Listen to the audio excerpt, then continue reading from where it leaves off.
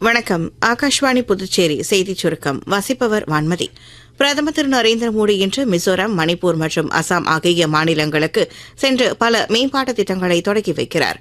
முதலில் மிசோராமுக்கு செல்லும் அவர் இன்று அங்கு ஐஸ்வாலில் நடைபெறும் 9,000 கோடி ரூபாய் மதிப்பிலான பல்வேறு மேம்பாட்டு திட்டங்களுக்கு அடிக்கல் நாட்டி தொடங்கி வைக்கிறார். தொடர்ந்து அங்கு நடைபெறும் நிகழ்ச்சிகளிலும் அவர் உரையாற்றுவார். நேபாளத்தில் சுசீலா கார்கி தலைமையிலான புதிய இடைக்கால அரசு அமைக்கப்பட்டதை இந்தியா வரவேற்றுள்ளது.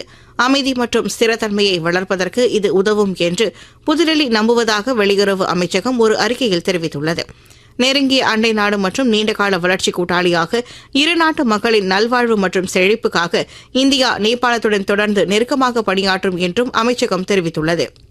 ரஷ்யாவிலிருந்து எண்ணெய் வாங்குவதற்காக இந்தியா மீது அதிக வரிகளை விதிக்கும் தனது முடிவு புதுடெல்லி உடனான உறவை பாதித்ததாக அமெரிக்க அதிபர் திரு டொனால்டு ட்ரம்ப் ஒப்புக்கொண்டார். அதே நேரத்தில் நடந்து வரும் வர்த்தக பேச்சுவார்த்தைகள் குறித்து அவர் ஒரு குறிப்பை வெளியிட்டுள்ளார்.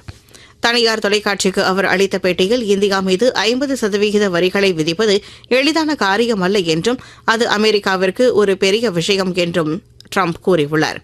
பாலஸ்தீன பிரச்சினைக்கு அமைதியான முறையில் தீர்வு காண்பது மற்றும் இரு நாடுகள் தீர்வை செயல்படுத்துவது தொடர்பான நியூயார்க் பிரகடனத்தை ஆதரிக்கும் ஐநா பொது சபையில் ஒரு தீர்மானத்திற்கு ஆதரவாக இந்தியா வாக்களித்துள்ளது. பிரான்சால் அறிமுகப்படுத்தப்பட்ட இந்த தீர்மானத்தை 142 நாடுகள் ஆதரித்துள்ளன. 10 நாடுகளுக்கு எதிராகவும் 12 நாடுகள் வாக்களிக்காமலும் மறுத்துவிட்டன. இத்துடன் இந்த செய்திச் சுருக்கம் நிறைவு பெறுகிறது.